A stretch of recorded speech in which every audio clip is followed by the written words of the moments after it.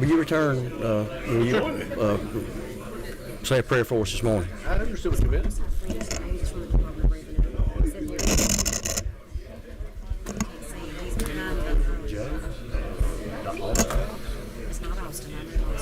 Black hair.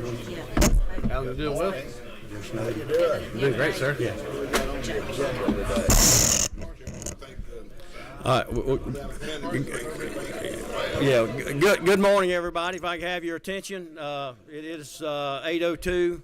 And I know we've got a short time frame. Session starts at 9. I'm gonna go ahead and call this meeting to order. I'm gonna ask Vice Chair Barton if he'll open in prayer for us. Bow your head. Heavenly Father, thank you for the gathering we have today. Let us do the business of Georgia and the best we can for you. Amen. All right. Thank you for that. First, I just want to say House Bill 1267. I've had several meetings since Tuesday with everybody that's concerned. Had a long meeting yesterday, and I think the posture that I'm in with this bill this morning, since I do not have my legislative counsel Jenna here to make the changes that we need, it's going to be, I think, we can't really comment on what we don't have out there yet. So I think we need to.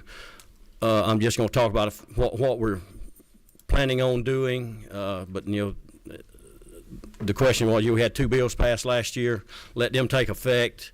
But the study committee did just uncovered quite a few things, some fraud that's going on, and I do think we need to go back and address that. And from everybody I've talked to, they didn't have an issue with the penalties in the first 5 sections of the bill.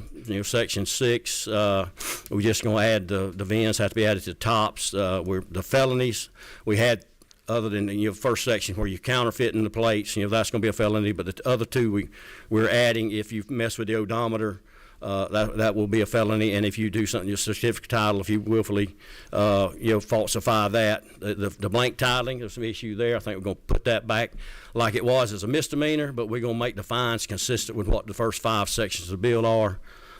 So we're going to remove that. The insurance part notification, that will be left in there after talking with everybody. I think we're changing from terminate to cancel or expire.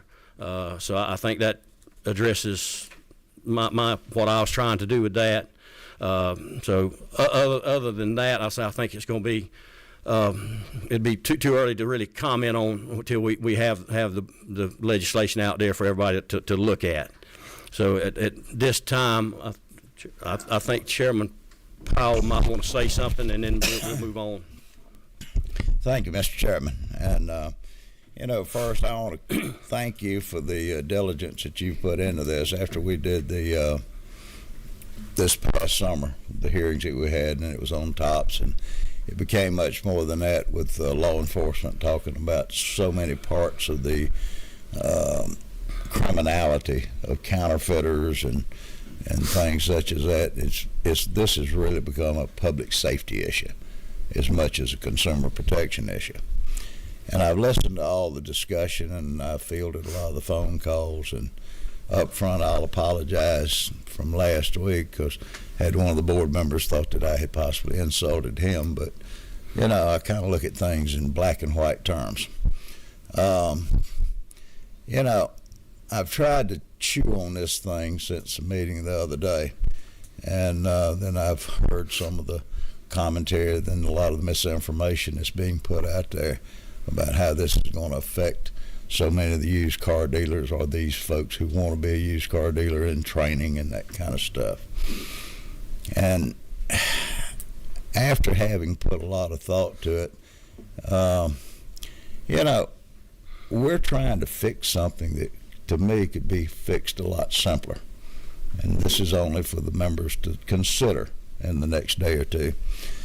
But we've got 2 agencies. We've got part of this stuff sitting over in the Secretary of State's office. We've got a bigger part of it sitting over in Revenue to what they do to enforce titles and the process and things like this. And when you get 2 different agencies, it's hard enough to communicate within one agency, much less 2 agencies. And then I got to thinking, of course, on the committee that I chair, we deal with a lot of revenue issues and things like that. And I thought about this issue about why do we need a board? You know, one of the guys told me the other day that when they changed the rules about lot requirement and office space and something like that, that they were told that they had to do it by the Attorney General's office. And I made some inquiries. Well, that's not exactly so, is what I was told. And I've thought about it to streamline this industry. I've dealt doing constituent work. I've got a used car dealer, and they've been in the business for years, and I mean years. And they try to do it the right way, and the issues they had, I see my good friend over there with the Secretary of State's office, had to call on them to get these folks' license cleaned up, then the other part over at Revenue. And it just seems to me to be that we have a situation here that is flawed. We know about the tops, and we've tried to repair that with the help of Revenue Department. And quite frankly, it looked to me like this e-commerce stuff that was being done up there before we put some guardrails on the tops, that seemed to be the most lucrative business of selling tops tags. Now that's been plugged up. We know for a fact that if you got dealer plates, and when we look at the numbers about how many folks that's got an office space, they got dealer plates. We've got a member from wherever he's from, and he's pretty, you know, I'm not going to say what he is, but he rides around and they take pictures of how many folks are sporting around in high-end cars with dealer plates on them. You know, I'm not going to make any accusations, but I know how this operates. But I would think that for the benefit of this committee, to give you something to think about before final version is put together, that would it not be a very simplified measure to unplug the licensing from over at Secretary of State's office? They got enough to say grace on as it is. They don't have enough inspectors. They're sitting over there their inspectors are either doing cosmetology inspections or the various 30 boards and all of that, so they don't have that manpower. This industry, to me, would be just as well suited to put it under Revenue, to set the specific standards that if you're a used car dealer, then these are the things that you do to qualify, and these are the things that you do. That's quite frankly the easiest way to do it. If you're going to be a used car dealer, be a used car dealer. We've looked at the numbers. I don't even know what the real numbers are right now, but I think last year we were talking about there was 7,800, and over half of them hadn't sold any cars. I mean, to me, this is a disservice to the real professionals. And I'm talking about the professional used car dealers. They're in there to make a living. They've got an office. They got a lot. Not like what we saw on the consumer issues the other day about someone that buys a vehicle and they have to chase somebody down and it's their brother, or they're imposing themselves as somebody else or whatever. But I think that we are doing a disservice to the legitimate used car dealers, because not only are they having to deal with all this menagerie of dealing with two forces, and what they're also having to deal with is a lot of unprofessionals that are out there that have got them a license for no other purpose than to have a dealer plate that they can escape TAVT tax or whatever it may be. And if we do this, then we'll cut to the chase to find out who are the real professionals, who are in this business. Y'all heard me say this. There's a couple of things I want to reiterate. And I've always believed this, that the second, in most of people's lives, the second biggest investment they have is a car behind buying a home. That's the reason we put that language in your substitute about if you're going to be in the business, put your address, put your phone number, put your contact on there so that you can be served if you're not doing the right job. Secondly, behind politicians and lawyers, used car dealers probably have the worst reputation. Everybody thinks that all three categories are subject to be looked at. But we can turn this back into a true professional business. And I think that it would be worth this committee to think about moving this whole show over to the Revenue Department. Set the specifications by law, by code statute, let them enforce it. And that's something I'd just like this committee to think about. And my thanks to the chairman. I may have just made your life a lot more complicated with this. Well, you But then messed up my again, weekend.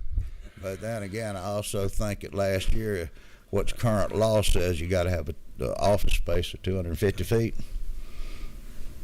And if nothing happens in this bill, that's going to remedy part of the problem. So that's all I want to talk about today, and I've said enough. Thank you for comments. We had two more would like to make some comments. 26. Thank you, Chairman, and thank you, Chairman, for the comments.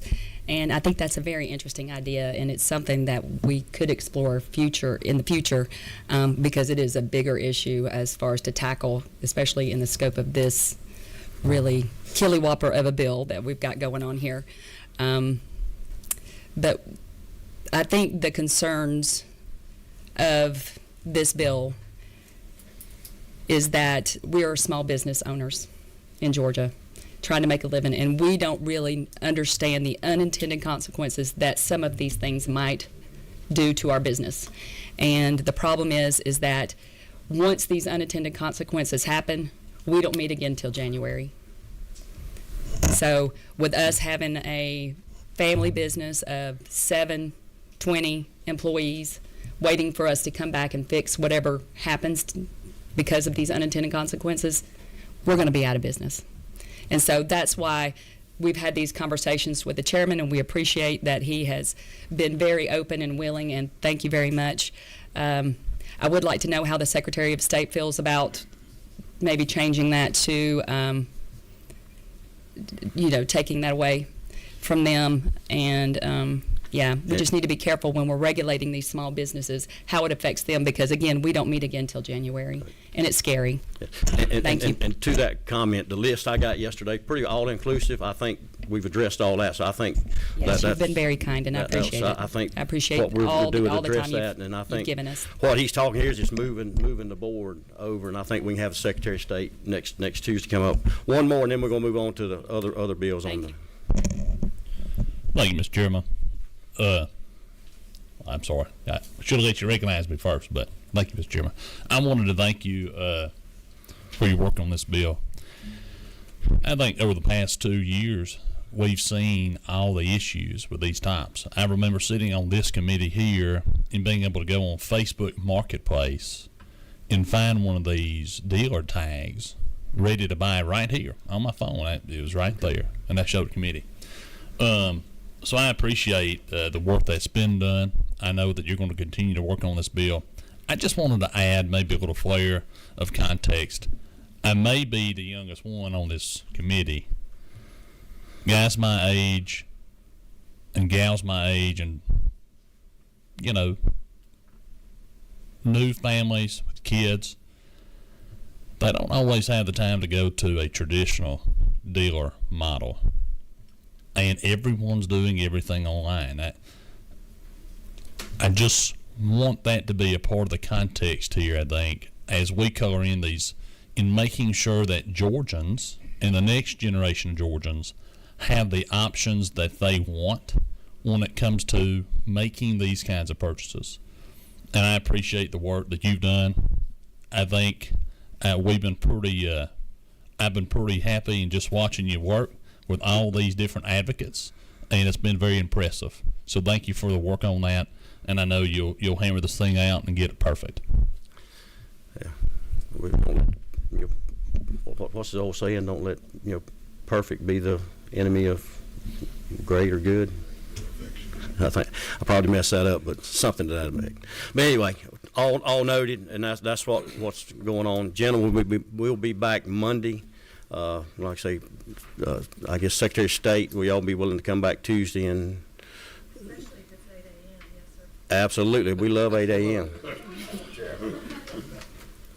If they could make 10-second comment about that proposition, about getting this out. Are you prepared to comment to that? If you come to the podium and do that. Just for the benefit of the committee members.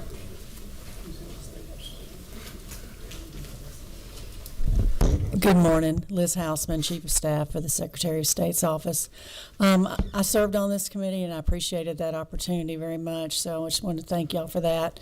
As we stated during the committee meetings, this process has a lot of flaws, as was mentioned by Representative Powell, that it's really difficult to fix and spread over 2 agencies. The Secretary's goal in all of our divisions has been good customer service and good government. And we feel like in order to provide that putting it over in one agency or the other makes the most sense. Now, when that happens, the resources need to follow it.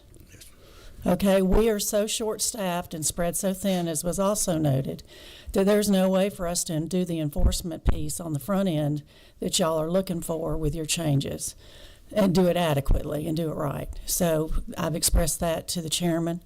We're willing to, make some changes if necessary, but it is in the best interest of the citizens of the state, I think, to have it housed in one agency. Happy to take any questions if you have any. I think that's good. Thank you. Thank Thank you. you for coming, and we look forward to Tuesday morning. All right, we will move on to the other 2 bills on the calendar this morning. And we've got, where's my, there we are. Let's go to Chairman Carson, if you come up and present your bill.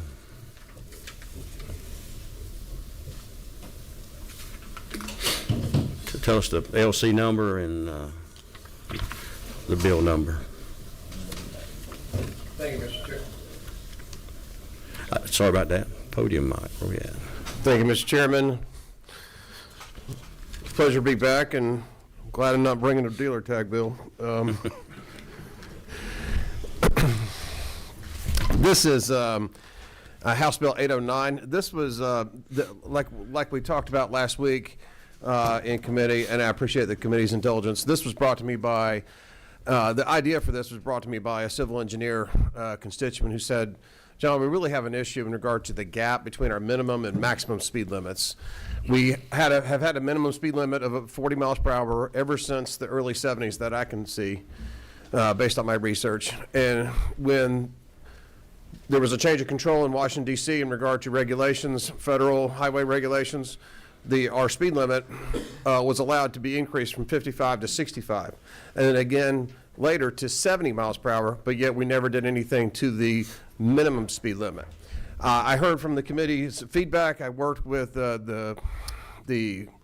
Chairman Powell, several members of the committee, the Speaker Pro Tem, and we came back with what I think is a compromise bill. And actually, we first looked at, and I also spoke with former director of the Governor's Office of Highway Safety. We looked at limiting the effectiveness of the bill just to limited access highways. And then actually we worked again, and I thank Legislative Council for their indulgence, we worked again to tighten the bill such that under this committee substitute, Chairman, I do hope it's been distributed. I'm working off of LC 394961S. That's what we have. Yes. So basically, you can see the wording in here on lines 20 through 22. What we're doing is we're limiting the effectiveness of the new revised minimum speed limit of 50 miles per hour to just interstates in Georgia and Georgia 400.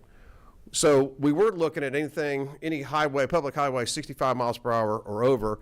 Our first crack at it was to look at just at limited access highways, but actually I've been told, and thank Chairman Momtahan for making me aware, there might be other limited access highways that are other than interstates in Georgia 400. So what we're looking to do is reduce the number of rear-end collisions, as noted in the letters of support from public safety, advocates, Department of Public Safety, the sheriffs, the chiefs of police, all knowing that this is an issue, having that large amount of gap between the minimum and maximum speed limits. But we're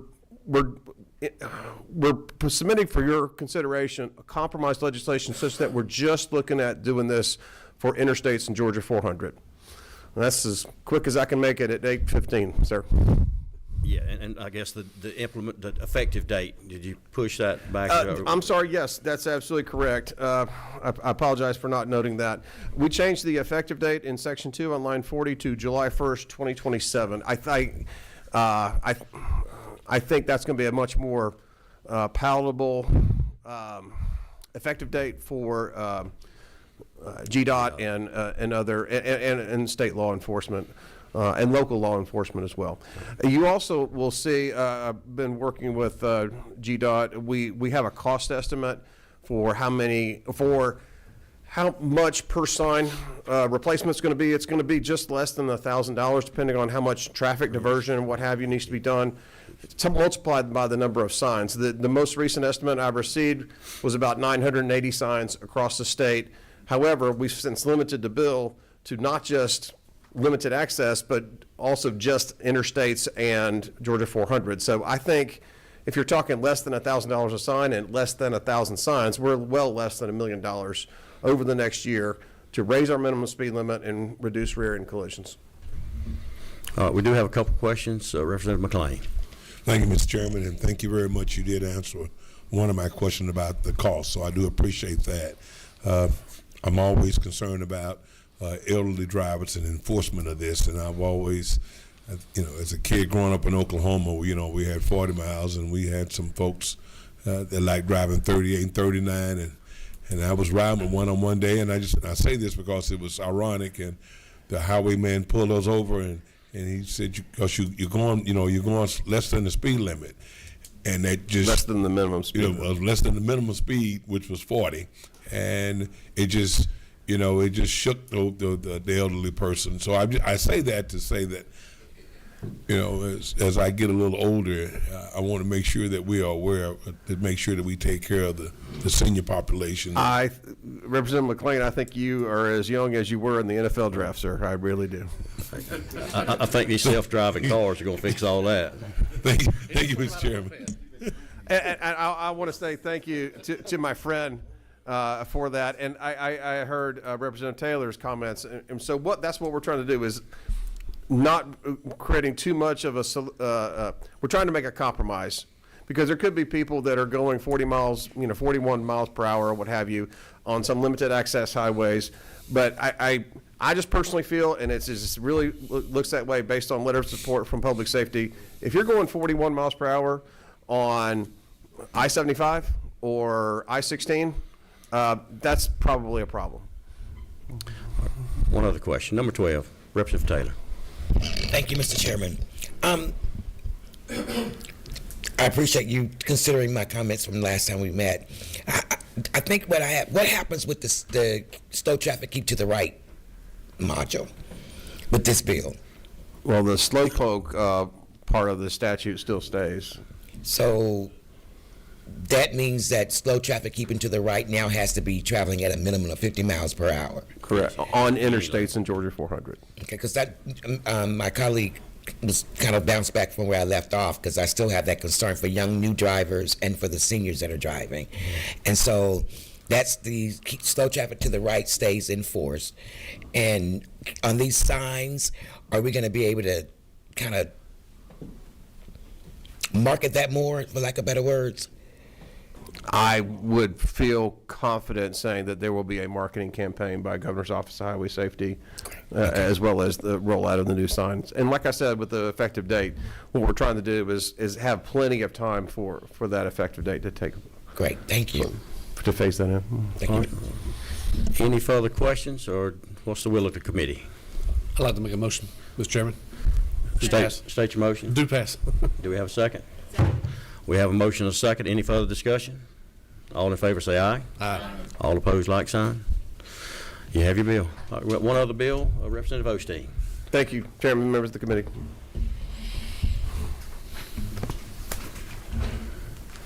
And the problem with this bill, she presented it so well the other day, we did it so fast, we didn't get an effective date on it, so I apologize. Are you serious? Yes, sir, Representative McLean, you are exactly right.